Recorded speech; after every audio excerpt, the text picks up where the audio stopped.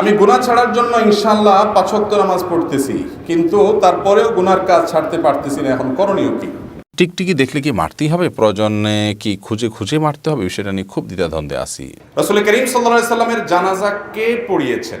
আমাদের সমাজে সুন্নতি পোশাকের নামে বিশেষ ধরনের পোশাক পরিধান করা হয়। আসলে সুন্নতি পোশাক কোনটি? মুর্দাকে কবরে কিভাবে রাখা সুন্নত, এক একজন এক এক কথা বলেন। পাপাচারে জর্জরিত হলেও কোন দোয়া পড়লে আল্লাহ তাআলা সকল গুনাহ ক্ষমা করে দিবেন?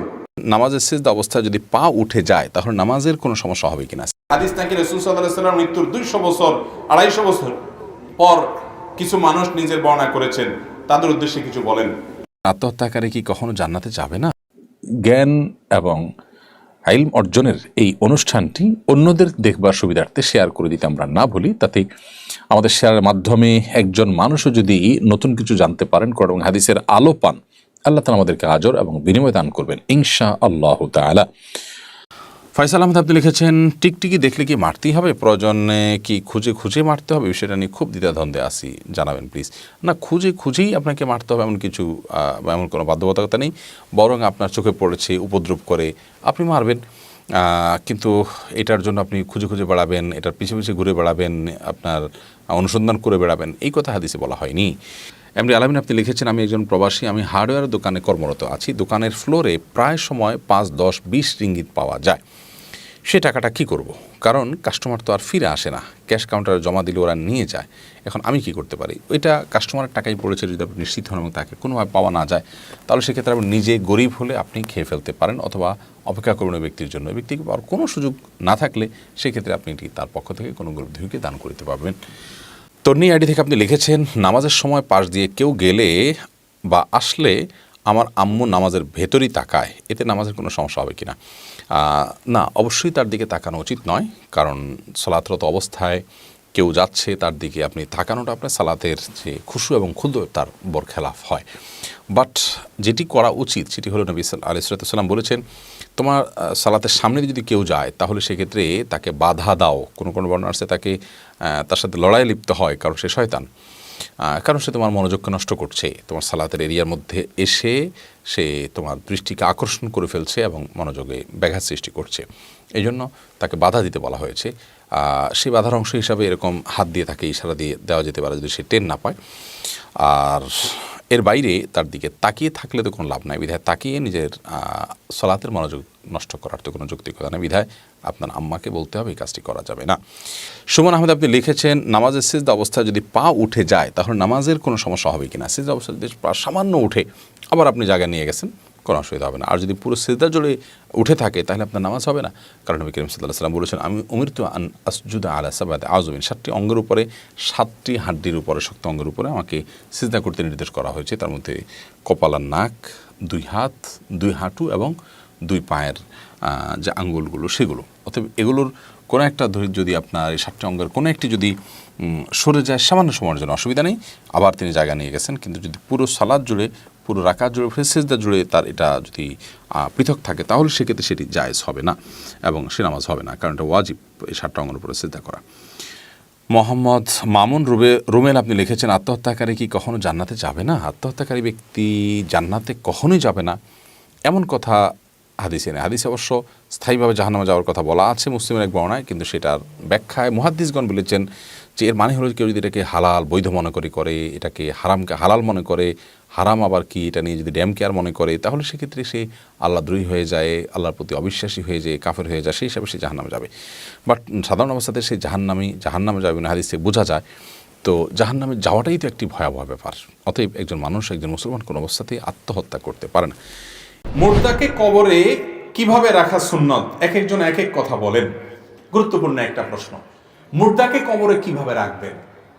আল্লাহর সঙ্গে সাক্ষাতের আখিরাতের যাত্রা একটা মানুষ দুনিয়া থেকে চলে যাবে, তাকে ওই রাখার সময়ও আমরা অনেকে সুন্নাহ পদ্ধতিতে রাখতে পারি না। দোয়া ঠিকই পড়ি, বিসমিল্লাহি আলা মিল্লাতি রাসূলিল্লাহ, বিসমিল্লাহি আলা সুন্নাতি রাসূলিল্লাহ, অর্থাৎ আল্লাহর নাম এবং রাসূলের সুন্নাত অনুযায়ী নিয়ম অনুযায়ী রাখলাম। আসলে নিয়ম হচ্ছে উল্টা।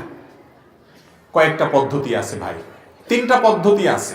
এর ভিতরে একটা আছে একেবারে পরিষ্কার ভুল, আর 2টা আছে সঠিক। এর মধ্যে একটা হলো সর্বোত্তম এবং সুন্নাত। সেটা কোনটা? সেটা হলো কবর খনন করার পর গর্ত করে খনন করলেন মুর্দার জন্য মাপ অনুযায়ী।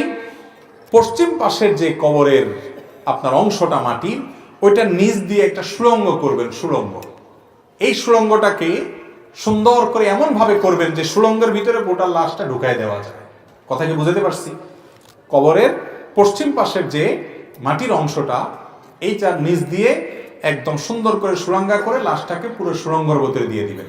সুড়ঙ্গের ভিতরে লাশটা দিয়ে এরপরে বাঁশ অন্যান্য চাটা ইত্যাদি দিয়ে মাটি দিবেন। এটা হলো সুন্নাহ সম্মত। কথা কি বুঝতে পারছি? সবচেয়ে উত্তম এটাই করবেন। এটা যদি করা না যায়, বৃষ্টির কারণে মাটি ভেঙে পড়বে, সুড়ঙ্গ করা যাচ্ছে না, করলেই ভেঙে পড়ে, কোনোভাবে টিকে না, এরকম যদি হয়, তাহলে সেক্ষেত্রে কবরের মাঝখানে একটু গভীর করে আরেকটা গর্ত করবেন। সেই গর্তের ভিতরে লাশ রাখবেন। রাখার পর যাতে করে গর্তের ভিতরে পুরো লাশটা প্যাকের মতো হয়ে যায়, তার উপরে এবার বাঁশ দিয়ে আপনার ছাউনি দিয়ে তার উপরে চাটা দিয়ে আপনি দাফন করতে পারেন। এটাও করা যায়, কিন্তু ওইটা হলো উত্তম। 3 নম্বর আরেকটা পদ্ধতি হলো, অনেকে দেখবেন কবরের এমনি পশ্চিম পাশে একটু ঠেলে ধুয়ে বা পূব দিকে একটু ঠেলে ধুয়ে আপনার ওইটার সাথে কোনো রকম লাশে একটু কাইট করে ধুয়ে বা চিৎ করে ধুয়ে ওইটার উপরে বাঁশ দিয়ে দাফন করে দেয়। এটা হলো সুন্নতের খেলাফ। অনেক জায়গায় এরকম দায় সারা কবর দেয়। অতএব একটা মানুষকে কবর দিবেন, আল্লাহর সাথে সাক্ষাতের শেষ যাত্রায় সে চলে যাবে, ওই টাইমেও সুন্নত অনুসরণ করবেন না, এটা ভুল কথা। খেয়াল করা উচিত এগুলো আমাদের সমাজে সুন্নতি পোশাকের নামে বিশেষ ধরনের পোশাক পরিধান করা হয়। আসলে সুন্নতি পোশাক কোনটি, এটা নিয়ে বিস্তারিত আলোচনা করতে হবে, এত সময় নামে শেষের দিকে। সুন্নতি পোশাকের কিছু মার্কা এবং আপনার কিছু নিদর্শন আছে। ড্রেস কোড ইসলাম দিয়েছে, পোশাকের কিছু নীতিমালা দিয়েছে, সেগুলো অনুসরণ করতে হবে। যেমন পুরুষরা ঢিলা ঢালা পোশাক পরবেন, যে অঞ্চলে যে পোশাক প্রচলিত আছে পোশাক পরলে কোনো অসুবিধা নেই। নবী করিম সাল্লাল্লাহু আলাইহি সাল্লাম সাধারণত জুব্বা পরেছেন, চাদর পরেছেন, লুঙ্গি পরেছেন, এগুলো হাদিস দ্বারা প্রমাণিত। টুপি পরেছেন, সাহাবা ইকরাম টুপি পরতেন, এগুলো হাদিস দ্বারা প্রমাণিত। কিন্তু এগুলোর অ্যাকচুয়াল ধরনটা কি, সেটা কি গোল না কতটুকু গোল, কতটুকু লম্বা, কতটুকু কি, এত মাপঝোপ আমরা যেভাবে পুঙ্খানুপুঙ্খভাবে আজকে করি সেটার বিবরণ এতটা সংরক্ষিত নাই। তবে তিনি মোটার উপরে জুব্বা চাদর এগুলো পরতেন। আর এগুলো আমাদের অঞ্চলে প্রচলিত যেগুলো আছে, লুঙ্গি এবং ফাড়া পাঞ্জাবি যদি কেউ পরে, তাহলে খেলাফে সুন্নত করছে এটা বলা যাবে না, এটাও চলবে। তবে ইহুদি খ্রিস্টানদের ধর্মীয় বা অন্য কোনো ধর্মের ধর্মীয় পোশাক পরবেন না, তাদের সাথে সাদৃশ্য গ্রহণ করা নিষেধ হাদিসে। পুরুষ হয়ে মহিলার বেশ ধারণ, মহিলা হয়ে পুরুষের বেশ ধারণ করবেন না। আজকাল কিছু পাঞ্জাবি বাইর হয়েছে, ঈদের সময় বেশি দেখা যায় যে পুরুষদের পাঞ্জাবির সাথে একটা ওড়না দেয়, দেখছেন আপনারা? এটা তো মহিলার জন্য ওড়না দিবে, পুরুষ আবার পাঞ্জাবির সাথে ওড়না দিবে। এখানে পুরুষ মহিলা আবার বান ধরছে, অনেক পুরুষ আছে ওটা মহিলা আবার গলায় ঝুলায় সুন্দর করে মহিলাদের মতো। আচ্ছা, আবার মেয়েদের ক্ষেত্রে একই কথা, পুরুষদের ভান ধরে দেখবেন যে শার্ট পরে, গেঞ্জি পরে, ভাব চকর প্যান্ট পুন পরে, ওটাকে পুরুষ না মহিলা বোঝার উপায় থাকে না, আছে না নেই? নবী করিম সাল্লাল্লাহু আলাইহি সাল্লাম বলেছেন, লানাল্লাহুল মুতাশাব্বিহিনা মিনার রিজালি বিন নিসা ওয়া লানাল্লাহুল মুতাশাব্বিহাতু মিনান নিসাই বির রিজাল। ওই পুরুষদের প্রতি আল্লাহ লানত বর্ষিত হয় যেই পুরুষরা মহিলাদের বেশ ধারণ করে, আর ওই মহিলাদের প্রতি আল্লাহ লানত বর্ষিত হয় যারা পুরুষদের বেশ ধারণ করে। পুরুষ পুরুষের মতো, মহিলা মহিলাদের মতো রাখতে হবে। আল্লাহ তাআলা তাদের সৃষ্টিতে অনেক বৈচিত্র্য ব্যতিক্রম রেখেছেন, সে আলোকে তাদের ড্রেস কোডও ভিন্ন হবে। এবং পুরুষরা টাকনুর নিচে পোশাক পরবে না, পাঞ্জাবি, জুব্বা, চাদর, প্যান্ট, পায়জামা, এগুলা লুঙ্গি ইত্যাদি। আর মহিলারা তারা বরং টাকনুর নিচেই পড়বে, যথাসময় উপরে পড়বে না, বিশেষ করে যখন বাইরে যাবে পর্দার খেলাফ হবে। এভাবে ইসলামের ড্রেস কোড মেনে চললেই চলবে। একেবারে টুপি সবসময় লাগিয়ে রাখতে হবে, না হলে গুনাহ হবে, এরকম কোনো বিষয় নাই। পাপাচারে জর্জরিত হলেও কোন দোয়া পড়লে আল্লাহ তাআলা সকল গুনাহ ক্ষমা করে দিবেন? ভাইরা আমার, কোরআন কারীমের সূরা নিসা 110 নম্বর আয়াতে আল্লাহ রাব্বুল আলামিন ইরশাদ করেছেন, আউযু বিল্লাহি মিনাশ শাইতানির রাজীম, ওয়া মান ইয়ামাল সুআন আও ইউযলিম নাফসা সুম্মা ইয়াস্তাগফিরুল্লাহ ইয়াজিদিল্লাহা গফুরুর রহিমা। যে ব্যক্তি খারাপ কোনো কাজ করবে, ওয়া মান ইয়ামাল সুআ, কোনো অপরাধ করবে, খারাপ কাজ করবে, হারাম কোনো কাজে লিপ্ত হবে, আও ইয়াজলিম নাফসা, অথবা যে ব্যক্তি নিজের প্রতি নিজে অবিচার করেছে, অন্যায় করে, পাপাচার করে জর্জরিত হয়ে গেছে, সুম্মা ইয়াস্তাগফিরুল্লাহ, এরপরে যদি সে আল্লাহর কাছে ইস্তেগফার করে, ক্ষমা প্রার্থনা করে, ইয়াজিদিল্লাহ গফুরুর রহিমা, সে আল্লাহ রাব্বুল আলামিনকে ক্ষমাশীল পাবে, অনুগ্রহকারী পাবে। যদি সে আল্লাহর কাছে মাফ চায়, চাওয়ার মতো, তো সে দেখবে যে আল্লাহ তাআলা তাকে মাফ করে দিয়েছে, অনুগ্রহ করেছে, রহম করেছে। পৃথিবীর কোন আদালতের কাছে মানুষ যদি অপরাধ স্বীকার করে বলে আমি ভুল হয়েছে, আমাকে মাফ করে দেন, আদালত বা কোনো বিচারক দুনিয়ার বলবে না ঠিক আছে অপরাধ সন্দেহাতীতভাবে প্রমাণিত হয়েছে, যেহেতু তিনি অনুতপ্ত হয়েছেন সেজন্য তাকে ক্ষমা করে দেওয়া হলো, এটা দুনিয়ার আদালত বলবে না। কিন্তু আল্লাহ রাব্বুল আলামিন আহকামুল হাকিমিন, বান্দা যত অপরাধ করুক পাপ করুক, যদি তার কাছে ক্ষমা প্রার্থনা করে, লজ্জিত হয়, অনুতপ্ত হয়, মাথা অবনত করে, নিজেকে ভৎসনা করে কেন আমি এই কাজ করলাম, এত খারাপ কাজ করলাম, এবং সংকল্প করে না আমার জীবনের রুট এবং মোড পরিবর্তন করব, আমার মোড় আমি চেঞ্জ করে ফেলবো, আমি ভিন্ন রুটে চলবো, আমি তওবা করব, ইস্তেগফার করব, তাকওয়ার পথে চলবো, হারাম পথ ছেড়ে দিব। যদি আল্লাহর কোনো বান্দা মনে মনে এভাবে নিয়ত করে, কোনো যুবক ভাই যদি এরকম প্রতিজ্ঞা করে যে আমার রুট আমি চেঞ্জ করে ফেলবো, মোড় পরিবর্তন করে ফেলবো, আল্লাহ রাব্বুল আলামিন যত অপরাধ করুক না কেন সকল অপরাধ মাফ করে দিবেন। আল্লাহ বলেছেন লা তাকনাতু মির রাহমাতিল্লাহ, আল্লাহর রহমত থেকে আশাহত হয়ো না। ইন্নাল্লাহা ইয়াগফিরুয যুনুবা জামিআ, আল্লাহ সকল অপরাধ মাফ করে দিবেন। এইজন্য দরকার হলো ইস্তিগফার, তওবায়ে নাসুহা। আল্লাহ আমাদেরকে তওবায়ে নাসুহা করার তৌফিক দান করুন। তওবায়ে নাসুহা করলে আল্লাহ তাআলা সমস্ত পাপ মাফ করে দিবেন। সেটার জন্য প্রয়োজন হলো মন থেকে নিজের প্রতি নিজে ভৎসনা করা যে আমি কেন করলাম, লজ্জিত হওয়া, অনুতপ্ত হওয়া, আল্লাহর কাছে কায়ে মনোবাক্যে মাপ চাওয়া, চোখের পানি দিয়ে, মালিক জাহান্নামের আগুন সহ্য করার মতো ক্ষমতা নাই। এবার পাপের প্রায়শ্চিত্ত শুধু আখিরাতেই হবে তা নয়, দুনিয়াতেও এর প্রায়শ্চিত্ত আমার করতে হতে পারে। আল্লাহ আপনি আমাকে মাফ করে দেন, আমি আর কখনো করব না। দুনিয়ার আদালত মাফ না করলেও আল্লাহ রাব্বুল আলামিন ওয়াদা করেছেন ইয়াজিদিল্লাহ গফুরুর রহিমা, নিজের প্রতি নিজে অবিচার করার পর, খারাপ কাজ করার পর তওবা করে মাফ চাইলে আল্লাহ তাআলা মাফ করে দিবেন এবং অনুগ্রহ করবেন ইনশাআল্লাহ। ভাইরা আমার, আল্লাহর কাছে মাফ চাওয়ার জন্য মনের এই অবস্থা হতে হবে, এটা হলো মূল বিষয়। এর পাশাপাশি ইস্তেগফারের দোয়াও নবী করিম সাল্লাল্লাহু আলাইহি ওয়াসাল্লাম শিক্ষা দিয়েছেন। ইস্তেগফারের জন্য সবচেয়ে শ্রেষ্ঠ দোয়া হলো সাইয়্যিদুল ইস্তেগফার। সাইয়্যিদুল ইস্তেগফার হলো আল্লাহর কাছে ক্ষমা প্রার্থনার যত দোয়া আছে এর ভিতরে সবচেয়ে সেরা এবং শ্রেষ্ঠ দোয়া। এই সাইয়্যিদুল ইস্তেগফার যদি কেউ সকালে পড়ে, অন্তর থেকে বিশ্বাস করে আল্লাহর কাছে কেমন বাক্যে এভাবে নিজেকে তুচ্ছ এবং অপরাধী হিসাবে আল্লাহর কাছে প্রমাণিত করে, পেশ করে, উপস্থাপন করে যদি কেউ ক্ষমা চায়, তো নবী সাল্লাল্লাহু আলাইহি ওয়াসাল্লাম বলেছেন সকালে যদি এইভাবে কেউ পড়ে, দিনভর কোন সময় যদি তার মৃত্যু হয় ওই দিনের মধ্যে, তাহলে সে ব্যক্তি আহলুল জান্নাহ বা জান্নাতের অধিবাসী হবে ইনশাআল্লাহ। আর যদি সন্ধ্যায় কেউ এইভাবে এরকম বিশ্বাসের সাথে বুঝে শুনে অর্থ সহকারে পড়ে আর ওই রাতের ভিতরে কারো মৃত্যু হয়, তাহলেও সে জান্নাতের অধিবাসী হবে ইনশাআল্লাহ। এই জন্য সকাল সন্ধ্যায় সাইয়্যিদুল ইস্তেগফার পড়া ছাড়বো না। এছাড়া আরেকটা ইস্তেগফার আছে, সাইয়্যিদুল ইস্তেগফার অন্য সময় পাঠ করা যায়।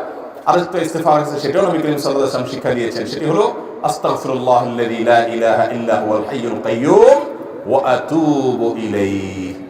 যার অর্থ হলো আস্তাগফিরুল্লাহাল্লাযী লা ইলাহা ইল্লা হুয়াল হাইয়ুল কাইয়্যুম, ওই আল্লাহর কাছে ক্ষমা প্রার্থনা করছে যিনি ছাড়া সত্যিকারের কোনো মাবুদ নাই, আল হাই যিনি চিরঞ্জীব, আল কাইয়্যুম সব কিছুকে টিকিয়ে রেখেছেন তিনি, সেই মহান সত্তা, তার কাছে আমি ক্ষমা প্রার্থনা করছি। আস্তাগফিরুল্লাহাল্লাযী লা ইলাহা ইল্লা হুয়াল হাইয়ুল কাইয়্যুম ওয়া আতুবু ইলাইহি, এবং তোমার কাছে আমি ক্ষমা প্রার্থনা করছি। এটা হলো মিডিয়াম সাইজের ইস্তেগফার। সাইয়্যিদুল ইস্তেগফার হলো বড় সাইজের, আর সবচেয়ে ছোট আকারের ইস্তেগফার হলো আস্তাগফিরুল্লাহ ওয়া আতুবু ইলাইহি। আস্তাগফিরুল্লাহ ওয়া আতুবু ইলাইহি, শুধু আস্তাগফিরুল্লাহ বললেও ইস্তেগফার হবে, উত্তম হয় আস্তাগফিরুল্লাহ ওয়া আতুবু ইলাইহি। এটাও বিভিন্ন হাদিস দ্বারা প্রমাণিত। আমরা এই ইস্তেগফারগুলো নিয়মিত করব তো ইনশাআল্লাহ। যে আমলগুলো নবী করিম সাল্লাল্লাহু আলাইহি ওয়াসাল্লাম সবচেয়ে বেশি করতেন এর মধ্যে ইস্তেগফার। তিনি বলেছেন আল্লাহর শপথ, আমি প্রতিদিন 70 বারের বেশি ইস্তেগফার করি। নবী সাল্লাল্লাহু আলাইহি ওয়াসাল্লাম তাকে আল্লাহ তাআলা গুনাহ থেকে, পাপ থেকে আল্লাহ তাআলা মুক্ত রেখেছেন। তিনি যদি 70 বারের বেশি ইস্তেগফার করেন, তাহলে আমাদের কি পরিমাণ ইস্তেগফার করা উচিত। এই জন্য চলতে ফিরতে উঠতে বসতে ইস্তেগফার করবো তো ইনশাআল্লাহ। যারা পাপাচারে জর্জরিত, সাইয়্যিদুল ইস্তেগফারটা বেশি পড়বেন, 2 রাকাত সালাত আদায় করে আল্লাহর কাছে ক্ষমা চাইবেন, আল্লাহ তাআলা সমস্ত গুনাহ মাফ করবেন ইনশাআল্লাহ। কাইনাত জাহান আপনি লিখেছেন, আল্লাহর রহমতে আমি গর্ভবতী, ইনশাআল্লাহ 2-1 দিনের মধ্যে আমি উমরা পালন করতে মক্কা যাব। আমি উমরা করলে কি আমার অনাগত সন্তানের উমরা হয়ে যাবে, নাকি ওর জন্য আলাদা উমরা পালন করতে হবে? বোন কাইনাত জাহান, আপনার প্রশ্ন উত্তর হলো, গর্ভবতী সন্তানের তার তরফ থেকে আপনি আলাদা উমরা করবেন অথবা আপনার উমরা তার জন্য যথেষ্ট হবে, এর কোনোটিই কিন্তু হবে না। কারণ হলো, দুনিয়াতে মাতৃগর্ভ থেকে দুনিয়ার আলোতে আসার আগ পর্যন্ত কারোর আসলে হিসেবের খাতা খোলার কোনো অপশনই থাকে না। তিনি এই জগতের বাসিন্দা না হলে, মাতৃগর্ভ থেকে দুনিয়াতে বা পৃথিবীর আলোতে তিনি না আসলে, তখন তার তরফ থেকে ওমরা অথবা তাকে নিয়ে ওমরা করলে তার ওমরা হওয়া, এগুলোর কোনোটি স্কোপ থাকে না। বিধায় মাতৃগর্ভে থাকা শিশুকে নিয়ে যদি মা ওমরা করেন কিংবা হজ করেন, সেক্ষেত্রে মার ওমরা এবং হজ আদায় হবে শুধুমাত্র। তবে তিনি শিশুকে গর্ভে ধারণ করেও ওমরা বা হজের মতো কষ্টসাধ্য ইবাদত সম্পন্ন করার কারণে আল্লাহ সুবহানাহু ওয়া তাআলার কাছে আলাদা বিনিময় এবং আজর লাভ করবেন, সেটা ভিন্ন বিষয়। এরপরে প্রশ্ন হলো, মানুষের নাম বিকৃতি সম্পর্কে ইসলাম কি বলে? মানুষের নাম বিকৃত করা এটা জঘন্য অপরাধ, এটা কবিরা গুনাহ। আল্লাহ সুবহানাহু ওয়া তাআলা বলেছেন, ওয়ালা তানাবাজু বিল আলকাব, তোমরা কারোর নাম নেয়ার ক্ষেত্রে তাকে বাজে নামে ডাকা, তাকে খারাপ তকমা দিয়ে ডাকা, তাকে বাজে লকব দিয়ে ডাকা, বাজে টাইটেল তার জন্য ফিট করা, এটা তোমরা করবে না। কারণ এতে মানুষের অপমান হয়, আর মানুষকে অপমান করা, অসম্মান করা, মানুষের মনে কষ্ট দেওয়া, এটা মানুষের অধিকার খর্ব করা এবং এটা হারাম কাজ। ইমানদার জন্য সেটি জায়েজ নয়। বিধায় কারোর নাম বিকৃতি করে তাকে ডাকা জায়েজ নাই। রসিকতা করে আজকাল নামকে সংক্ষিপ্ত করা বা কিছুটা একটু ভিন্নভাবে বলার প্রচলন আমাদের সমাজে আছে। সেটা যদি যাকে বলা হচ্ছে তিনিও হাসি খুশির ছলে নেন এবং অন্যদের কাছেও তিনি হেয় না হন, তাহলে সেক্ষেত্রে এটা জায়েজ আছে। বাকি এর বাইরে নামকে সম্পূর্ণ বিকৃত করা, উল্টা করে বলা, ডাকা, ব্যঙ্গ করে ডাকা কাউকে, এটা জায়েজ নাই। বিদ্রুপাত্মকভাবে এরকম করা জায়েজ নাই। আল্লাহ সুবহানাহু ওয়া তাআলা আমাদেরকে নিষেধ করেছেন কারোর প্রতি বিদ্রুপ করতে। আল্লাহ সুবহানাহু ওয়া তাআলা বলেছেন, ইয়া আইয়ুহাল্লাযীনা আমানু লা ইয়াসখার কওমুম মিন কওমিন আসা আন ইয়াকুনু খায়রাম মিনহুম ওয়ালা নিসাউম মিন নিসাইন আসা আন ইয়াকুননা খায়রাম মিনহুন। কোনো পুরুষরা অন্য পুরুষদেরকে নিয়ে, কোনো নারীরা অন্য নারীদেরকে নিয়ে যেন বিদ্রুপ ব্যঙ্গ না করে। যাকে নিয়ে বিদ্রুপ ব্যঙ্গ করা হচ্ছে, হতে পারে সে তোমার চাইতে ভালো। এই জন্য একজন মুসলিম এ ব্যাপারে সতর্ক এবং সজাগ থাকবেন। মারিয়া আক্তার লিখেছেন, কোথাও ঘুরতে গেলে স্মৃতিস্বরূপ ছবি তোলা জায়েজ আছে কিনা? বোন মারিয়া, যদি কোথাও ঘুরতে যান, যে আপনার ফটোগ্রাফিক্যাল ছবি, সেই ছবি, ফটোগ্রাফিক ছবি আপনি তুলতে পারেন, সেটি প্রিন্ট করবেন না। তবে একজন নারী হিসাবে আপনার ছবির প্রাইভেসি এবং পর্দা যেন রক্ষা হয়, সেজন্য আপনি আপনার মোবাইলে রাখবেন। এটি এমন কোনো জায়গায় শেয়ার করবেন না অথবা এমন কারো মোবাইলে তুলবেন না যেখান থেকে আপনার প্রাইভেসি লঙ্ঘিত হতে পারে, পর্দার বরখেলাফ হতে পারে। সেজন্য সেটিকে আপনি মাথায় রেখে তুলতে পারেন, তবে না তুললে বেশি ভালো। কারণ সেক্ষেত্রে যে সমস্ত ওলামা একরাম না তোলাটাকে উচিত বলেছেন, তোলাটাকে নাজায়েজ বলেছেন, তাদের মত অনুযায়ী আপনি মত পার্থক্যের ঊর্ধ্বে উঠে গেলেন, সেটি অধিকতর উত্তম। এরপর প্রশ্ন করেছেন জাহিদ, আপনি লিখেছেন, মালয়েশিয়া থেকে বলছি, আমাদের 3 মাস বয়সী সন্তান আছে। যখন আমার স্ত্রী নামাজ পড়েন, সন্তান ঘুমিয়ে থাকে বা খেলা করে, কিন্তু যদি তার ঘুম ভাঙে, সে কান্না শুরু করে, তখন আমার স্ত্রী কি নামাজ ছেড়ে সন্তানকে শান্ত করবে নাকি নামাজ চালিয়ে যাবে? ইসলামের বিষয়ে কি বলে?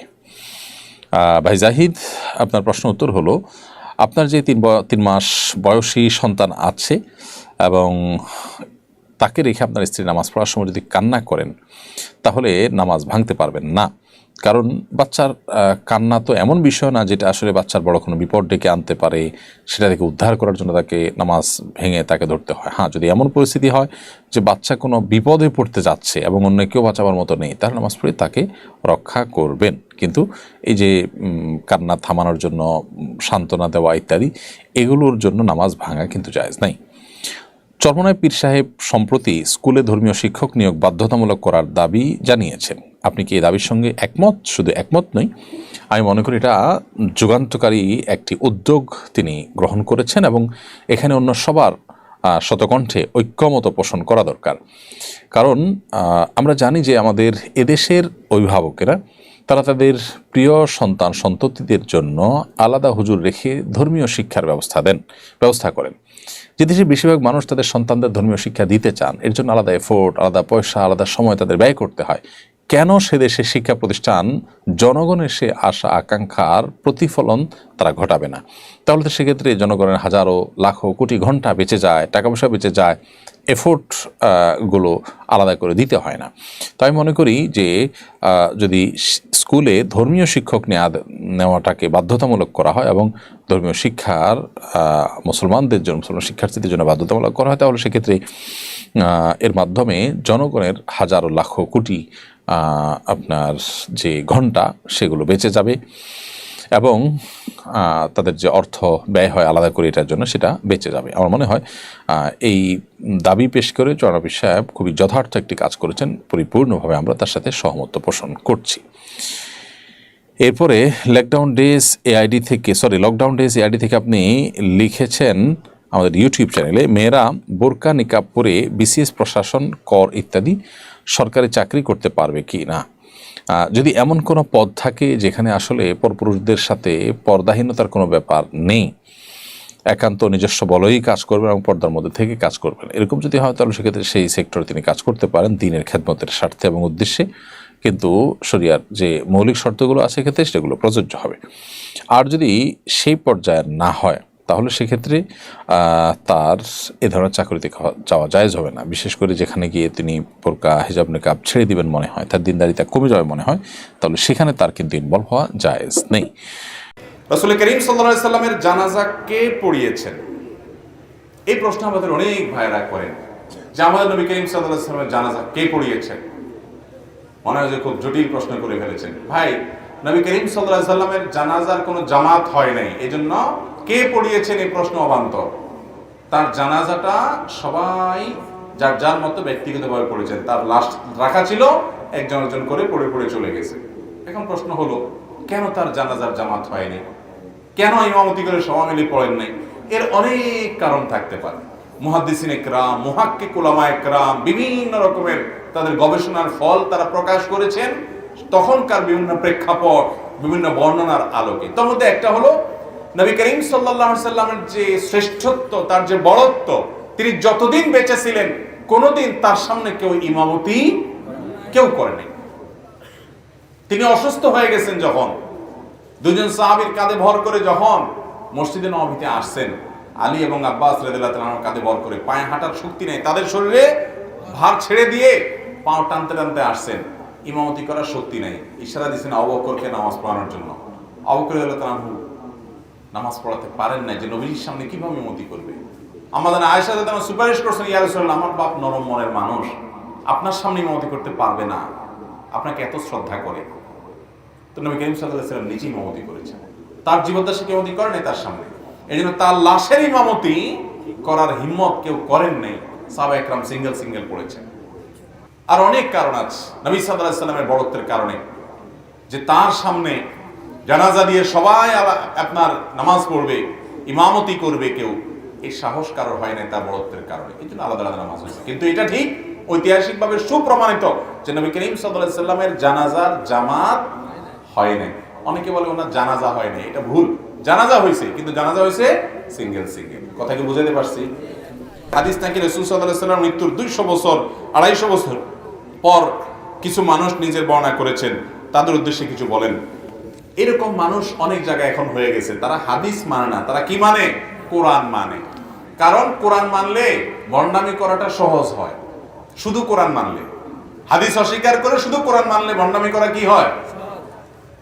কারণ কোরআনে আল্লাহ তাআলা বলছেন নামাজ পড়ো, কিভাবে পড়ো আল্লাহ আর বলে নাই। তাহলে এবার ঘুরে ফেরা একটু পাগলামি করে কোন রকম বলা যায় যে নামাজ হয়ে গেছে, ঠিক না? ঠিক। কিন্তু হাদিস যখনই ধরতে যাবেন তখন দেখবেন যে তার মধ্যে এই সমস্ত পাগলামির কোনো সুযোগ, পরিষ্কার সবকিছু। শুধু কোরআন যদি মানলে যথেষ্ট হতো তো আল্লাহ তাআলা রাসূল পাঠাইতেন না। আল্লাহ কিতাবও পাঠাইছেন, রিজালও পাঠাইছেন, দুইটাকেই মানা ছাড়া ইসলাম মানা যাবে না, কোনোদিনই সম্ভব না। কিভাবে নামাজ পড়বেন? নামাজ কোরআনে তো বিস্তারিত বিবরণ নাই। অবশ্যই রাসূলের অনুসরণ করতে আল্লাহ রাসূল সাল্লাল্লাহু আলাইহি সাল্লামকে বলেছেন তোমার প্রতি কোরআন নাজিল হয়েছে কেন? লিতুবাইয়িনা লিন-নাসি মা নুজিলা ইলাইহিম, যাতে করে মানুষের প্রতি যা নাজিল হয়েছে সেটা তুমি মানুষকে ব্যক্ত করে করে বুঝাই দিতে পারো। এই জন্য নবীজির কাজ হলো সেটা না করলে কখনো ভালো মুসলমান হওয়ার সুযোগ নাই। এরপর প্রশ্ন হলো, মিলাদুন নবী মাহফিলে এক হুজুর হাদিস থেকে প্রমাণ দেন মিলাদুন নবী আছে আর বাকি সব বেদাত। আবার সিরাতুন নবী মাহফিলে আরেক হুজুর এসে প্রমাণ দেন তারটা সঠিক, বাকি সব বেদাত। এখানে কোন পথ সঠিক, আমি কোনটা মানবো? আমি জেনারেল লাইনে শিক্ষিত ভাই, আমি এই সম্পর্কে বলি, আপনার প্রশ্ন শুনে মনে হয় আপনি ভাজা মাছটাও লেখাইতে পারেন না।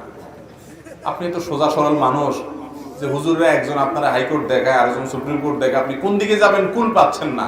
আপনি জেনারেল শিক্ষিত মানুষ, আপনি কোরআন হাদিস সম্পর্কে আপনার ধারণা নাই, হুজুররা আপনারা একজনে একদিক বলে, এই জন্য আপনি এখন দিশেহারা, আপনি বিরক্ত, আপনার মেজাজ গরম, হুজুররা এত রকম কথা বলে কেন?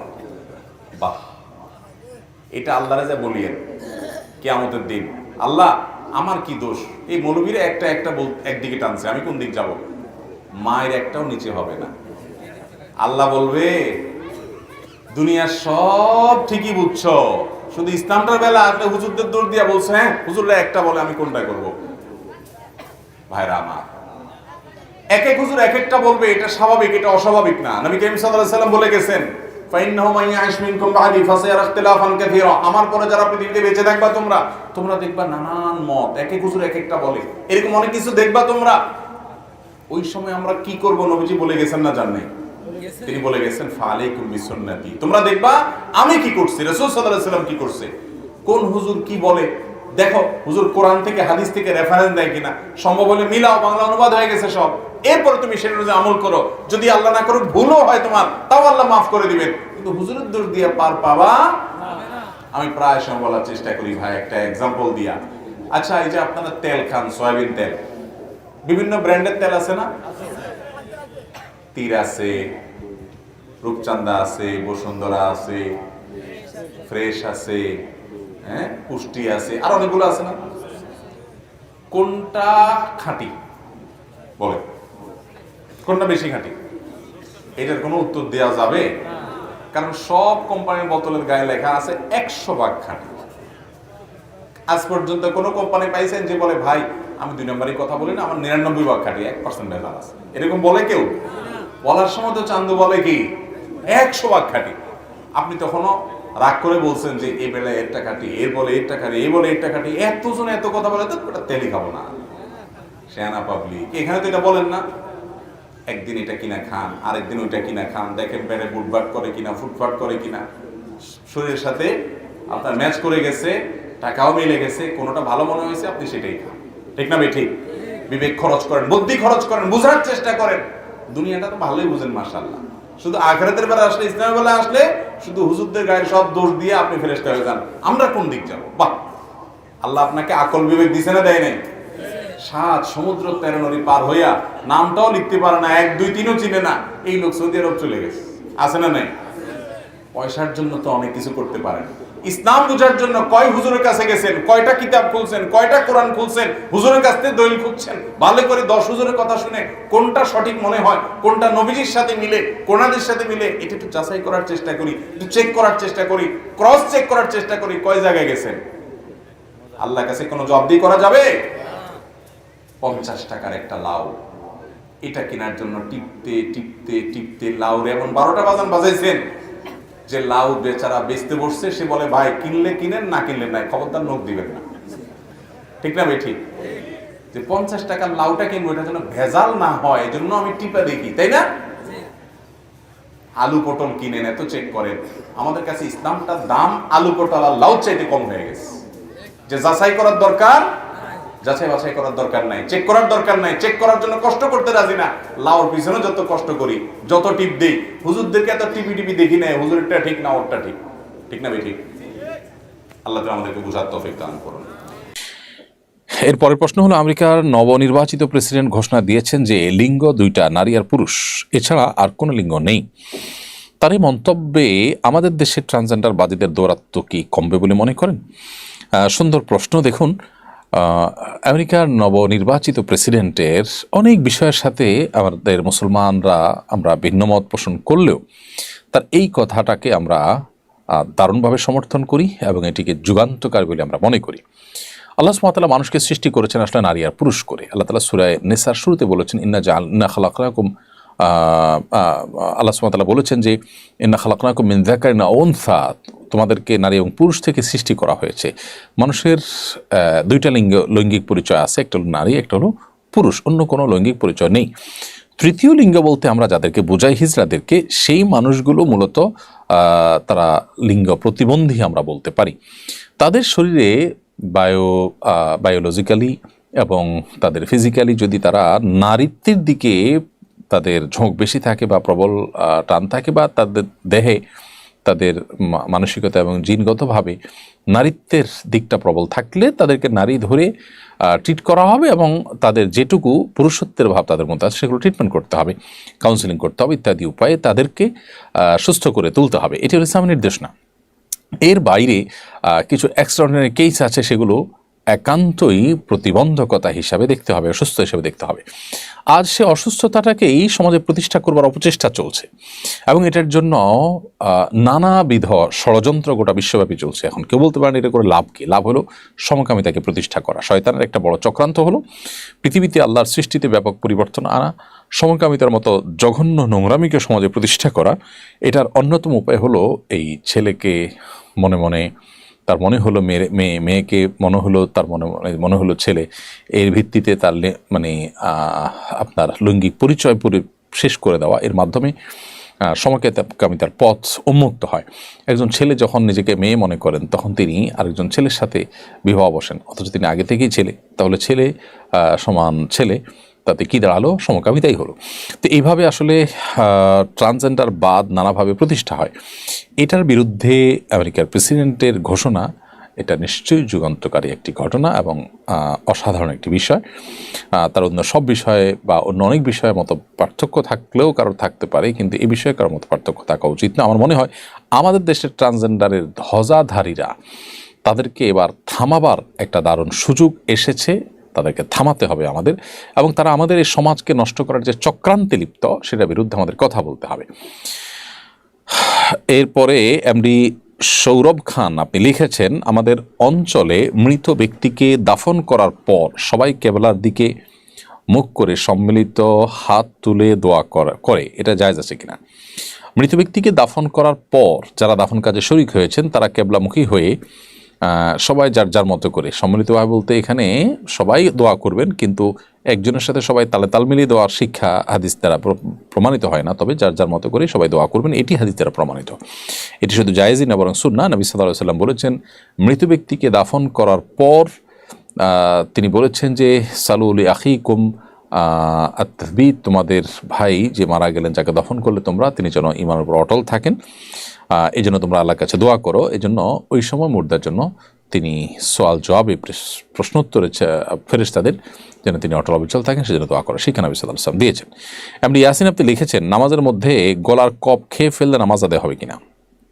নামাজের মধ্যে যদি গলার কফ কেউ গিলে ফেলে তাতে নামাজ হয়ে যাবে, কিন্তু একান্ত প্রয়োজন না হলে, একান্ত নিরুপায় না হলে সেক্ষেত্রে অবশ্যই এটা করা অনুচিত কাজ। কিন্তু যদি কারোর অসুস্থতার অংশ বা এটা গলা পরিষ্কার করতে গিয়ে তাকে করতে হয়েছে, তাহলে এটা হারাম হবে না, নাজায়েজ হবে না, এবং নামাজ ভঙ্গের কোনো কারণ হবে না।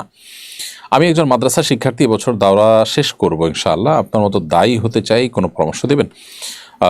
প্রিয় ভাই, এই বিষয়ে আমাদের যে ইউটিউব চ্যানেল আছে সেখানে আমরা একটা ভিডিও আপলোড করেছি গত সপ্তাহের মধ্যে সম্ভবত। আপনি দেখলে সেটা খুঁজে পাবেন যে এই যুগের মাদ্রাসার শিক্ষার্থীরা কিভাবে যুগের চ্যালেঞ্জ মোকাবেলার উপযুক্ত দায়ী হতে পারেন। সেখানে কিছু দিন নির্দেশনা আপনি পাবেন, সম্ভবত 30-40 মিনিট একটা বক্তব্য চট্টগ্রামের দারুল মাআরিফ মাদ্রাসায় দেওয়া হয়েছে। এই বক্তব্যটি আশা করি আপনার প্রশ্নের উত্তর পেতে আপনাকে সাহায্য করবে। সেই সাথে একটু আগে লাইভের শুরুতে আমি বলেছি, আসন্না ফাউন্ডেশনের উদ্যোগে দেশের তরুণ, মেধাবী এবং উদীয়মান সম্ভাবনাময় আলিমদের জন্য রমাদানে 1 মাস ব্যাপী দাওয়া প্রশিক্ষণ কোর্সের ব্যবস্থা আমরা করেছি। সেখানে আপনি আবেদন করতে পারেন, যদি আপনার যোগ্যতা এবং ক্রাইটেরিয়া সব কিছু ব্যাটেবল হয়ে যায়, তাহলে সেক্ষেত্রে ইনশাআল্লাহ আপনি এখানে হয়তো সুযোগ পেতেও পারেন। খাদেমুল মুরসালিন আপনি লিখেছেন, সমাজে ইসলামী বিমা, আপনার প্রশ্ন তো দিয়েছি। নেহা খান লিখেছেন, আমি একজন হিন্দু ছেলেকে বিয়ে করেছি যিনি কালেমা পড়ে ইসলাম গ্রহণ করেছেন। আমাদের 9 বছরের সংসার, কিন্তু তিনি নিয়মিত নামাজ পড়েন না এবং আল্লাহর প্রতি পূর্ণ ঈমানের বিষয়ে অনিশ্চিত। তিনি বলেন, সব ধর্মকে ভালোবাসি এবং সময় হলে সব কিছু করব।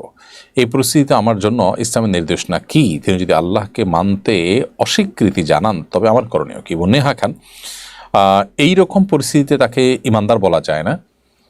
কোনো ইমানদারের মধ্যে যদি আল্লাহর অস্তিত্ব, একত্ববাদ, ইসলামের সত্যতার ব্যাপারে বিন্দুমাত্র সন্দেহ বা সংশয় তৈরি হয়, তাহলে সেক্ষেত্রে তিনি আর মুসলিম হিসাবে গণ্য হন না, তিনি ইসলাম থেকে খারিজ হয়ে যান। তো এইরকম ব্যক্তির সাথে বিবাহ বন্ধনে আবদ্ধ হওয়া হারাম। আপনি না জেনে বা তাকে মুসলিম মনে করে ইসলাম গ্রহণ করেছেন, সেটি মনে করে বিবাহ বসেছেন, এখন দেখেন তার মধ্যে এই ধরনের সংশয় বাদিতা আছে, যদি এরকম মনে হয় তাহলে সেক্ষেত্রে অবশ্যই আপনি তাকে প্রথমত দাওয়াত দিবেন ইসলামের, পরিপূর্ণভাবে ইসলামে তিনি প্রবেশ করেছেন, কোনো ভানভনিতা নয়, অভিনয় নয়, উপর দিয়ে নয়, এরকমটি আপনার মনে হলে আপনি তার সাথে সংসার করবেন। অন্যথায় আপনি তার থেকে পৃথক হওয়া আপনার কর্তব্য, কারণ কোনো অমুসলিম বা কোনো মুশরিকের সাথে বা কোনো সংশয়বাদী ইসলামের গণ্ডি থেকে যিনি খারিজ সংশয় ইত্যাদির কারণে দিনের মৌলিক বিষয়ে তারকে বিবাহ করা বা তার সাথে বিবাহ বন্ধনে আবদ্ধ থাকা এটা কিন্তু জায়েজ নয়। সেজন্য আপনাকে পৃথক হয়ে যেতে হবে পরিস্থিতি পর্যালোচনা করে। তারপর সম্প্রতি হামাসের হাত থেকে মুক্ত হওয়া 3 ইসরায়েলের নারী বন্দী মন্তব্য করেছেন তাদের কাছে বন্দী হওয়াটাই ভাগ্যের ব্যাপার। এই মন্তব্যের রহস্য কি? রহস্য আর কি, মুসলিম যে যোদ্ধারা তাদের হাতে বন্দী হওয়ার পর তাদের আচার আচরণ, তাদের ম্যানার্স এবং ইসলামের দৃষ্টিকোণ থেকে ইসলামের নির্দেশনার আলোকে বন্দিনীর সাথে যে সমস্ত আচরণ করার কথা, যে সমস্ত তাদের মানবাধিকারগুলোকে রক্ষা করার কথা, সেগুলো তারা যথাভাবে রক্ষা করেছেন। সেজন্য এই নারী বন্দীরা এই ধরনের আপনার উচ্ছ্বাসী প্রশংসা করেছেন এবং তারা বলেছেন যে হামাসের কাছে বন্দী হওয়াটা এটা ভাগ্যের ব্যাপার। এটা একজন মুসলিম হিসাবে আমাদের জন্য একটা গৌরবের ঘটনা। একই দিনে আমরা দেখেছি যুদ্ধবিরতির পর ইসরায়েলি বাহিনীর কাছ থেকে ফিলিস্তিনি ভাইয়েরা আমাদের মুক্তি লাভ করেছেন।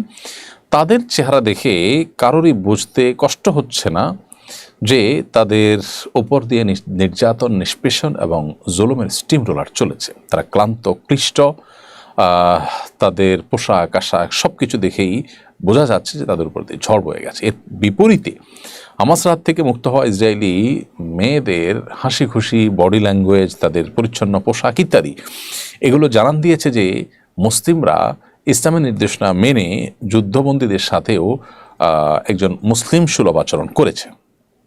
এটি মূলত ইসলামের অনেক গভীরের একটি শিক্ষা, অনেক গোড়ার একটি শিক্ষা। এটি হয়তো আজ আমাদের সামনে নতুনভাবে উপস্থাপিত হয়েছে বা পেশ হয়েছে, কিন্তু এর আগে থেকেই কোরআন সুন্নাহ এটি আমাদেরকে বলে।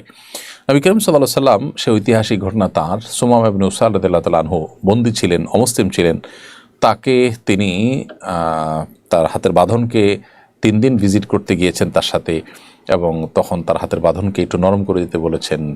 সুমামা ইবনে উসাল সাল্লামকে কখনো হুমকি, কখনো প্রলোভন দেখিয়েছেন, সব কিছু কেড়িয়ে নবী সাল্লাল্লাহু আলাইহি ওয়াসাল্লাম তাকে মুক্ত করে দিয়েছেন। তার এই উদারতা, তার এই আন্তরিকতা, হুমকি বা প্রলোভন সত্ত্বেও রাগারাগি না করে উল্টো বরং তার প্রতি সদয় হওয়া এবং টাকার বিনিময়ে মুক্তি দেওয়ার সুযোগ থাকা সত্ত্বেও বিনা পয়সায় তাকে মুক্ত করে দেওয়া, এসব আচরণে নবী সাল্লাল্লাহু আলাইহি ওয়াসাল্লামের প্রতি ঈমান এনে তিনি ইসলাম গ্রহণ করেছেন। অতএব আমাদেরও ব্যক্তি জীবনে এই ধরনের বিষয়ের ক্ষেত্রে মানবিকতার চর্চা আমাদের মধ্যে থাকতে হবে। আমরা অনেকে আছি ইবাদত বন্দিগিতে আমরা যথেষ্ট ভালো করার চেষ্টা করি, কিন্তু মানবিক মূল্যবোধ, মানুষের অধিকার, মানুষের মৌলিক অধিকার, সেগুলোর ব্যাপারে আমরা সচেতন নই, অন্যের অধিকারকে আমরা খর্ব করি, নষ্ট করি। এই জায়গা থেকে আমরা আসলে সরে না আসলে কখনো আমরা ভালো মুসলিম হতে পারবো না। খালিদ মাহমুদ আপনি লিখেছেন, নিজের বন্ধুর সাথে বন্ধুত্ব সম্পর্ক শেষ করে দিলে কি গুনাহ হবে? বন্ধু রক্ত সম্পর্কীয় কেউ না হলে, যেমন চাচাতো ভাই, রক্ত সম্পর্কে এরকম কেউ না হলে, তাহলে সেক্ষেত্রে সে বন্ধুর সাথে বন্ধুত্ব যদি কেউ ছিন্ন করে সেটি নাজায়েজ নয়। তবে অ্যাজ এ মুসলিম তার সাথে সম্পর্ক কাট আপ করে, তার সাথে কথাবার্তা বন্ধ করে 3 দিনে বেশি ইন্টেনশনালি তাকে বর্জন করে থাকলে সেটা জায়েজ না। নবী সাল্লাল্লাহু আলাইহি ওয়াসাল্লাম বলেছেন, লা ইয়াহিল্লু লিল মুসলিমিন আন ইয়াহজুরা আখাহু ফাওকা 3 আইয়াম আও লায়াল। কোনো ব্যক্তি তার মুসলিম ভাইকে 3 দিনের বেশি পরিত্যাগ করে, বর্জন করে থাকার অধিকার বা সুযোগ তার কিন্তু নেই। এই জন্য আমাদের যেটি কর্তব্য সেটি হলো নিজের বন্ধুর সাথে বন্ধুত্বার সম্পর্ক যথাসম্ভব বজায় রাখার চেষ্টা করতে হবে, যদি সে বন্ধুত্ব কোনো হারামের দিকে না নেয়। আর অন্যথায় কোনো কারণে যদি মনে হয় যে না, তার সংস্রব আমার জন্য ভালো নয়, আমি তাকে অ্যাভয়েড করতে চাচ্ছি, যেতে পারি এবং দূর হতে পারি, কোনো অসুবিধা নেই। তবে ইন্টেনশনালি শুধু কথাবার্তা যোগাযোগ পর্যন্ত বন্ধ করে দেওয়া এটা জায়েজ নাই। এমনি অ্যাভয়েড করলেন, আপনি অন্য পথে চললেন, আর যদি আপনার এর জন্য মধ্যে কল্যাণ নিহিত থাকে এই কাজের মধ্যে, তাহলে সেটা আপনি করতে পারেন। আর যদি আল্লাহর খাতিরে তাকে ত্যাগ করতে হয় তাহলে সেটা তো বরং প্রশংসনীয়। এরপরে প্রশ্ন হলো, আমি জেনেছি যার চরিত্র যেমন তার জীবনসঙ্গীও তেমন হবে। আমি আমার জীবনে জেনায় লিপ্ত হয়েছিলাম, এখন সামনে বিবাহ চিন্তা করতেছি, তবে ক্ষমা প্রার্থনার মাধ্যমে কি মাপ পেতে পারি? আশা করি উত্তর দিবেন। ভাইরা আমার, এই কথা আপনাকে কে বললো যে যার চরিত্র খারাপ তার জন্য কপালে খারাপ বই আসবে, ভালো বই আসবেই না, এটা কে বলছে আপনাকে? আল খাবিসাতুল লিল খাবিসিনা ওয়াল খাবিসুনা লিল খাবিসাত, এই আয়াতের তাফসীর খুলে বিস্তারিত পড়ার চেষ্টা করেন। এই আয়াতের মানে শুধুমাত্র চূড়ান্তভাবে এটাই নয় যে খারাপ মানুষরা খারাপই পাবে। প্রথম কথা হলো, বেশিরভাগ ক্ষেত্রেই যে খারাপ সে খারাপের দিকেই যায়, কিন্তু তাই বলে কোনো মানুষ তার চরিত্র খারাপ, তিনি জেনা করেছেন এই জন্য তার কপালে জেনাকারী মিলবে, এরকম কোনো কথা নাই। এটা এরকম কোনো কথা কোরআন হাদিসে পরিষ্কার করে কথা বলে দেওয়া হয় নাই। আরে ভাই, যে ভালো কথা বলবে তার জন্য ভালো কথা, যে মন্দ কথা বলবে তার জন্য মন্দ কথা। আত-তাইয়িবাতুল লিত-তাইয়িবিন ওয়াত-তাইয়িবুনা লিত-তাইয়িবাত আল খাবিসাতুল লিল খাবিসিন ওয়াল খাবিসুনা লিল খাবিসাত। এই আয়াতের এই তাফসীরটাই সবচেয়ে প্রসিদ্ধ, গ্রহণযোগ্য। আরো তাফসীর আছে, কিন্তু তাই বলে কোনো আলেম পৃথিবীতে, কোনো ফকিহ আজ পর্যন্ত এটা চূড়ান্ত বলতে পারেননি যে কারোর চরিত্র খারাপ হলে তার কপালে খারাপ বই মিলবে। এটাই কোরআন হাদিসে বলা আছে, এটা কোথাও নাই। কে বলেছে আপনাকে? আপনি নিজে আকাম কুকাম করে এখন হয়তো তবা ইস্তেগফার করছেন, আল্লাহ মাফ করুক আপনাকে, তাই বলে এখন ফেরেশতার মতো একটা মেয়ে আপনার জীবনে হয়তো আসলো, আপনি মনে মনে বাসর রাতে ভাবতেছেন, হায় হায় রে, এইটাও মনে হয় এই দলের। খবরদার, ডেঞ্জারাস চিন্তা। আরে ভাই, আল্লাহর নবী লূত আলাইহিস সালাতু ওয়াস সালাম, আল্লাহর নবী লূত আলাইহিস সালাতু ওয়াস সালাম, তার স্ত্রীর চরিত্র নিয়ে আল্লাহ তাআলা কোরআনে আলোকপাত করছেন না করেন নাই? কার স্ত্রী ছিলেন? লূত আলাইহিস সালামের স্ত্রী ছিলেন। এজন্য আপনি খারাপ মানুষ দেখে আপনার বউটাও যে খারাপ হবে, কোনো মেয়ে নিজে খারাপ দেখে তার স্বামীটারে বাসরাতে মনে মনে চিন্তা করবে, এ মনে হয় এই দলেরই, আমার পার্টির লোক মনে হয়, এরকম মনে করা উচিত মোটেই না। খবরদার, দাম্পত্য জীবনে এগুলো খুব ভয়ঙ্কর বিষয়। অনেক যুবক ভাইরা এগুলোর কারণে সংসারে শান্তি হয় না, শুধু মনের ভিতরে তারা ইটিস পিটিস করে, এত ভালো বউ, এত ভালো স্বামী, সব কিছু কয় না, আমি নিজে তো খারাপ ছিলাম, তাহলে আমার কপালে তো ভালো আসার কথা না, ঘুরে ফিরে বলতে হয় এইটাও তলে তলে হেই। খবরদার, এরকম কোন কথা কোরআন হাদিসে।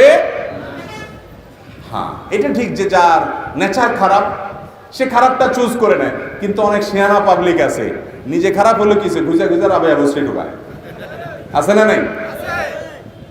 ওই বিয়ের আগে ওই যে প্রেম নাম দিয়েছেন যেটা, আর কি যেটার নাম আরেক বন্ডামি আর কি। কিসের প্রেম? মেয়েদের হলো ফুচকা চটপটি আর চাইনিজ খাওয়ার দান্দা, আর পুরুষদের হলো মহিলারা পড়ায় পড়ায় আকাম কুকাম করার দান্দা। নাম দিছে কি?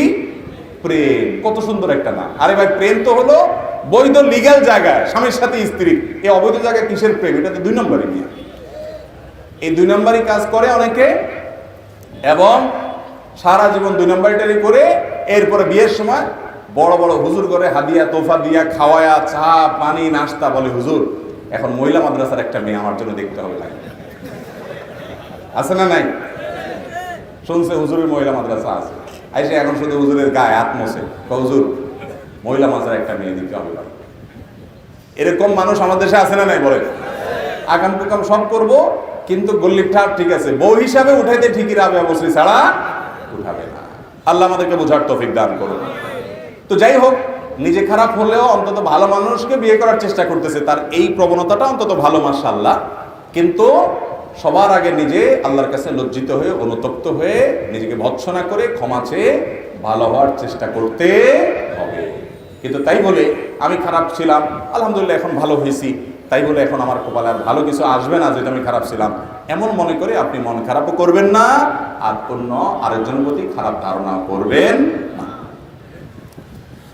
আমি গুনাহ ছাড়ার জন্য ইনশাআল্লাহ 5 ওয়াক্ত নামাজ পড়তেছি, কিন্তু তারপরেও গুনার কাজ ছাড়তে পারতেছি না। এখন করণীয় কি?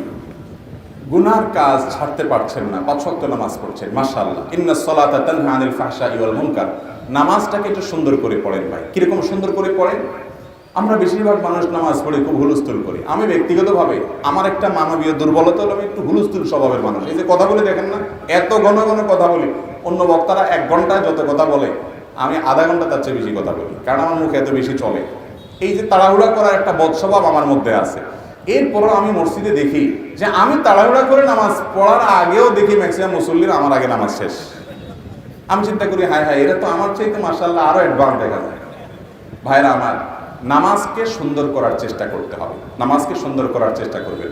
কোনো মানুষকে যদি দেখেন তার নামাজটা খুব ধীরে ধীরে, রুকুতে অনেক সময় দিছে, সহজে উঠে না, রুকু থেকে উঠে সোজা হয়ে দাঁড়ায় অপেক্ষা করছে অনেক সময় ধরে, আস্তে করে সিজদায় গেছে, হুলস্থুল না, সিজদা গিয়ে আবার অনেক সময় ধরে সিজদা করে, সিজদা থেকে আস্তে করে উঠছে, শ্রদ্ধা করে আল্লাহর সামনে নিবেদন করছে, সোজা হয়ে টান হয়ে বসে অপেক্ষা করছে আস্তে আস্তে, এরপর আবার আস্তে করে সিজদা যাচ্ছে।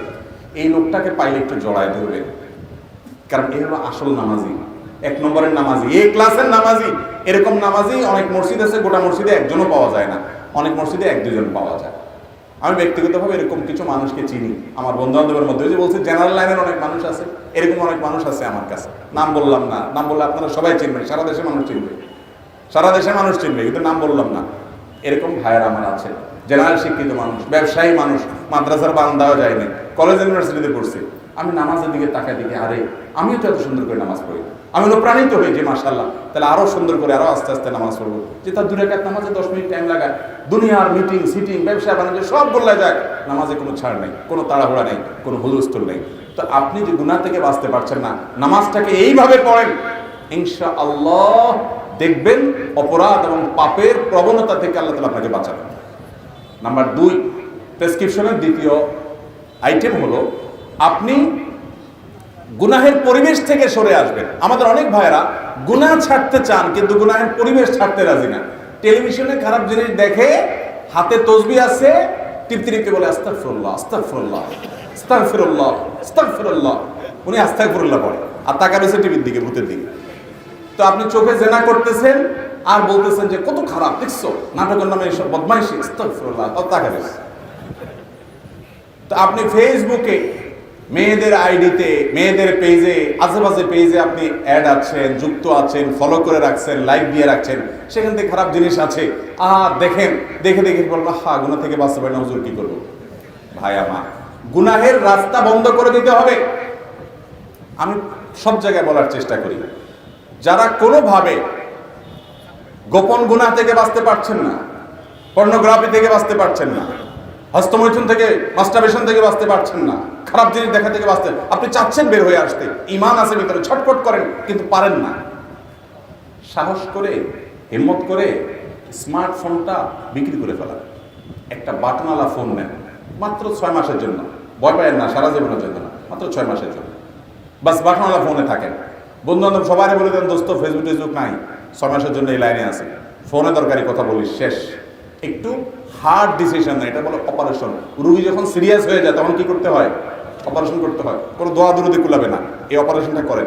6 মাস এই অপারেশন করার পর আপনি দেখেন গুনাহের প্রবণতা আপনার অনেকখানি দূর হয়ে যাবে ইনশাআল্লাহ।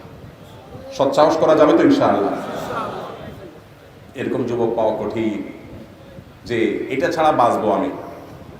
আচ্ছা, এই মজলিসে এমন কোন যুবক আছে যে স্মার্টফোন নাই, বাটনওয়ালা ফোন ব্যবহার করেন? হাত তোলেন তো দেখি। আরে ভাই, এখন নাই, বাসায় রেখে আসছেন, ওটা না? চালাক নাকি এরা সব? এত মানুষ কিভাবে হাত তোলে? আপনার বাসায়ও নাই, এখানেও নাই, শুধু বাটনওয়ালা ফোনই ব্যবহার করেন, কোনো ফেসবুকে যুগ নেই, এমন মানুষ আছেন? মাশাআল্লাহ, তো অনেক ফেরেশতা আছে দেখা যায় এখানে। এর মানে এই না যে যাদের কাছে স্মার্টফোন আছে সব শয়তান, সেটা আমি বলিনি। এদেরকে ফেরেশতা বলা মানে তাদেরকে খারাপ বলবে, হুজুরের কাছে স্মার্টফোন আছে, তাহলে আমি কি হুজুরকে খারাপ বলছি নাকি? স্মার্টফোন ব্যবহার করে যদি নিয়ন্ত্রণ করতে না পারেন, আপনি ফোন ব্যবহার করেন না, ফোনে আপনারা ব্যবহার করে, আছে না নাই? কিভাবে বুঝবেন ফোন আপনারা ব্যবহার করে কিনা? যদি দেখেন যে আপনি অটো হয়ে গেছেন, ডাইরেক্ট হয়ে গেছেন। অটো আর ডাইরেক্ট হওয়া বুঝেননি, মানে মোবাইল যে টিপতেছেন, এই আঙ্গুল যে টানতেছেন টানতেছেন টানতেছেন, মনে হয় আপনার কিছু হারাই গেছে, মাইলকে মাইল চলে যাইতেছেন আপনি এইভাবে। আঙ্গুলিটা আমার মনে হয় যদি অনুবীক্ষণ যন্ত্র দিয়ে দেখা হয়, আমার মনে হয় দেখা যাবে আঙ্গুলের এই অংশ বেশিরভাগ যুবকের ক্ষয় হয়ে গেছে। এত ঘষায় আঙ্গুলে হয়েছে, শরীরের অন্য কোনো জায়গায় এত ঘষা হয়নি, ডাইরেক্ট হয়ে গেছেন, ওই ডায়রিয়ার রোগীর মতো সবসময় বেরোতে থাকে। আপনারও হাত সবসময় চলতে থাকে। ভাইয়ের আমার, মোবাইলকে ব্যবহার করেন, স্মার্টফোন ব্যবহার করে ভালো কিছু করলে ভালো, কিন্তু এটাকে আপনি ব্যবহার করেন, ফোন যেন আপনাকে ব্যবহার করতে না পারে। এই যে শেখ বলছে না, সারা বছরে যে গুনাহ করতে না পারে, মোবাইলে একদিনে সে গুনাহ করতে পারে। আবার সারা বছরে যে সওয়াবের কাজ করতে না পারে, স্মার্টফোন দিয়ে একদিনে সে সওয়াবের কাজ করা যায়। আল্লাহ আমাদেরকে নিয়ন্ত্রণ করার তৌফিক দান করুন। তো যেটা বলছিলাম, গুনাহ থেকে বাঁচার জন্য গুনাহের পরিবেশ থেকে সরে আসতে হবে। পরিবেশ থেকে সরে না আসলে আপনি বাঁচতে পারবেন। এর পাশাপাশি 3 নম্বর আমল হলো নেককার, মুত্তাকি, পরহেজগার মানুষদের সাথে থাকবেন। আর যদি গুনাহটা সেক্সুয়াল গুনাহ হয়, তাহলে অবিবাহিত হতে যত দ্রুত সম্ভব বিয়ে করে ফেলেন। এটা হলো সব রোগের মহা ঔষধ। যদি মুরব্বীরা রাজি না হয়, দৈরা বাড়িতে আমার কাছে ফুসলা ফাসলা নিয়ে আসবে, বা আশপাশে হুজুরদের কাছে নিয়ে যাবেন। হুজুররা চাচা মিয়ারে বুঝায়া বাজায়া ইনশাআল্লাহ বিয়ের ব্যবস্থা করে দেবে। হুজুরদের কিন্তু খাওয়াটাই নেবেন, দেখবেন ইনশাআল্লাহ সব ব্যবস্থা হয়ে গেছে। আল্লাহ তাআলা আমাদেরকে গুনাহ থেকে বেঁচে থাকার তৌফিক দান করুন। এর পাশাপাশি আল্লাহর কাছে দোয়াও করতে হবে। খাদেমুল মুরসালিন আপনি প্রশ্ন করেছেন, সমাজে ইসলামী বীমা নামে বিভিন্ন বীমা কোম্পানি আছে, সেগুলোতে কি বীমা করা যাবে? বীমার প্রচলিত যে ফরম্যাট আছে আমাদের সমাজে, এটা আসলে জায়েজ হবার কোনো কারণ নেই, এবং বিশ্বের প্রায় সব দেশ ওলামায়ে কেরাম এটাকে না জায়েজ বলেছেন নানা কারণে। এখানে পারস্পরিক সহযোগিতামূলক ইসলামী শরিয়ার আলোকে বীমার বিভিন্ন ফরম্যাট ওলামায়ে কেরাম প্রস্তাব করেছেন। সেই সমস্ত ফরম্যাটে যদি কোনো বীমা প্রতিষ্ঠান দাঁড়ায় তাহলে সেটি জায়েজ হতে পারে। আমাদের দেশে প্রচলিত যে সমস্ত বীমা কোম্পানি আছে, ইসলামী বীমা নাম দেওয়া হয়, কিন্তু সেগুলো আসলে পরিপূর্ণভাবে ইসলামের শরিয়ার ছাঁচে, আমি যে কয়টাকে জানি অন্তত সেগুলো পরে বলতে পারি যে সেগুলো শরিয়ার ছাঁচে সেগুলো পড়ে না। তো এটি একটা জটিলতার জায়গা। সেক্ষেত্রে আমরা বিকল্প কোনো পথ, যে পথে আমাদের রিস্ক কি পরিস্থিতি বা আপৎকালীন পরিস্থিতিতে আমরা আমাদের সমস্যার সমাধান করতে পারবো, সেরকম পথ আমাদের বেছে নেওয়া দরকার। নিজের একটা সঞ্চয় থাকতে পারে, প্রাতিষ্ঠানিকভাবে বিভিন্ন উদ্যোগ হতে পারে, সেগুলো দিয়ে আমরা কাজ সারতে পারি। এছাড়া বীমা কোম্পানিগুলো দেশের প্রমিনেন্ট ওলামায়ে কেরামের মাধ্যমে শুধু শরিয়া বোর্ড নয়, শরিয়া বাস্তবায়ন হচ্ছে কিনা সে বিষয়ে পরিপূর্ণরূপে তদারকি করা এবং আন্তরিকতার সাথে শরিয়াকে ধারণ করার চেষ্টা করা দরকার। তাদেরকে সেজন্য আমাদের নানাভাবে প্রেশার দেওয়া উচিত, দাবি দেওয়া তাদের কাছে পেশ করা উচিত। এর পরের প্রশ্ন হলো, সম্প্রতি একজন নারীকে টেলিভিশন টকশোতে আমন্ত্রণ জানানো হয়, তিনি মাস্ক পরে টিভি অনুষ্ঠানে অংশ নেবেন জানালে টিভি কর্তৃপক্ষ তার আমন্ত্রণ প্রত্যাহার করে। পর্দানুষের নারীদের প্রতি বাংলাদেশি মিডিয়ার এহেন আচরণ সম্পর্কে আপনি কি বলবেন? এসব মোকাবেলা আমাদের করণীয় কি? খুবই দরকারি একটি প্রশ্ন। দেখুন, বাংলাদেশে সংখ্যাগরিষ্ঠ মানুষ ধর্মপ্রাণ।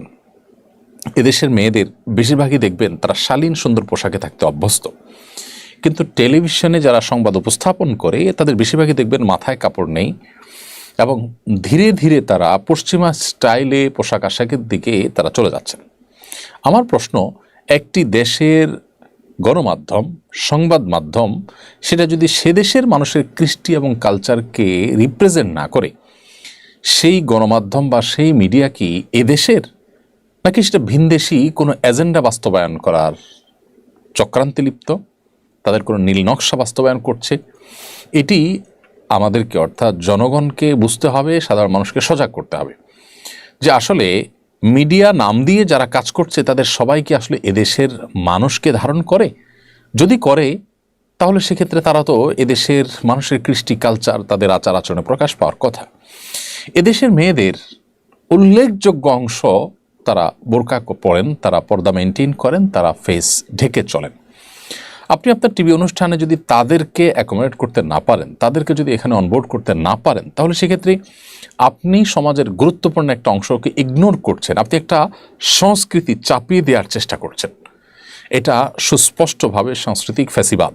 এটি নানা সময়ে আমাদের সমাজে আমাদের উপরে ঝেঁকে বসেছে, এবং দীর্ঘদিন পর্যন্ত এই সংখ্যা লঘুরা, সামান্য কিছু হাতে গোনা ইসলাম বিদ্বেষীরা এবং বিদেশিদের দোসররা, তারা আমাদের দেশের মানুষের উপরে একের পর এক তাদের এই সমস্ত চিন্তাধারাকে চাপিয়ে দিচ্ছে। এদেশের অনেক পজিটিভ জিনিস দেখবেন তারা প্রচার করে না, অনেক নেগেটিভ জিনিস তারা প্রচার করে, এবং এদেশের সংখ্যাগরিষ্ঠ মানুষের অনেক চিন্তা চেতনা, দর্শন, সংস্কৃতি, সেগুলা এই সমস্ত মিডিয়ায় দেখবেন স্থান পায় না। কিন্তু একেবারে সংখ্যায় উল্লেখযোগ্য নয় সেসব বিষয়গুলোকে তারা ফুলিয়ে ফাঁপিয়ে প্রচার করে, অর্থাৎ ধূলিকণাকে তারা পর্বত করে দেখায়, আর পর্বতকে তারা ধূলিকণা হিসেবে উড়িয়ে দেওয়ার চেষ্টা করে। এই যে মিডিয়াগুলোর দ্বিচারিতা, তাদের যে অসততা এবং তাদের যে এই ধরনের মনোবৃত্তি, সেগুলোর ব্যাপারে আমরা যদি সজাগ না হই, এগুলোকে যদি আমরা বর্জন না করি এবং শক্ত হাতে যদি এগুলো দমনের জন্য আমরা সংশ্লিষ্ট মহলকে আমরা চাপ না দিই, তাহলে সেক্ষেত্রে এরা আরও বেশি আমাদেরকে ঝেঁকে বসবে, আমাদের বুকে বসে আমাদের দেশে থেকে তারা আমাদের বিরোধিতা করবে। খুবই দুর্ভাগ্যজনক একটি বাস্তবতা এটি আমাদের। এখানে যে ঘটনা ঘটেছে আমি সেটিকে কেন্দ্র করে অন্য সবগুলোকে সামনে রেখে কথাগুলো বললাম, শুধু এই চ্যানেল বা এই ঘটনার জন্যই বলিনি। অতএব আমি আশা করব যে মিডিয়ার কর্ণধার যারা আছেন তারা এদেশের মানুষের হয়ে কাজ করবেন, ভিনদেশীদের দোসর হয়ে তারা কাজ করবেন না। এদেশে মানুষের কৃষ্টি সংস্কৃতিকে যদি শ্রদ্ধা করতে না পারেন, তাহলে এদেশে আপনার সংবাদ মাধ্যম পরিচালনা করবার নৈতিক অধিকার কোথায় থাকে আপনার কাছে? আমরা জানি এদেশের মেয়েদের উল্লেখযোগ্য অংশ তারা বোরকা পরে, হিজাব পরে, নেকাব করে। কয়জন সংবাদ পাঠক পাবেন, পাঠিকা পাবেন আপনি এরকম? কোনো হিজাব বা বোরকা পরা মেয়ে তিনি কি আসলে ওই জায়গায় কাজ করতে চান না? কেউ যদি করতে চান, তার সমস্ত যোগ্যতা থাকা সত্ত্বেও তার পোশাকের কারণে তাকে কি সে সুযোগ দেওয়া হবে? উত্তর হলো অবশ্যই না। কোনো মেয়ে ইসলামী দৃষ্টিকোণ থেকে এই পেশায় যাওয়া উচিত কি উচিত না, এটা ভিন্ন আলাপের বিষয়। কিন্তু আমি বলছি যদি কেউ যান তারপরে তাকে যেতে দেওয়া হবে কি না, উত্তর হলো না। এর নার কারণ কি? এর কারণই হলো যে আপনি ইসলামকে আপনার শত্রুতার জায়গা রেখে দিয়েছেন, যে ইসলামকে দেশের বেশিরভাগ মানুষ প্রচণ্ড ভালোবাসার জায়গায় স্থান দিয়েছে। অতএব এদের ব্যাপারে আমাদের দায়িত্বশীল হতে হবে এবং প্রত্যেককে বলিষ্ঠ ভূমিকা রাখতে হবে যে এদেশে তারা সাংস্কৃতিক ফ্যাসিবাদ নানাভাবে প্রতিষ্ঠা করছে এবং এটা জগদ্দল পাথরের মতো আমাদের বুকের উপরে তারা চেপে আছে। এরপরে যে প্রশ্নটি আমি দেখতে পাচ্ছি সেটি হলো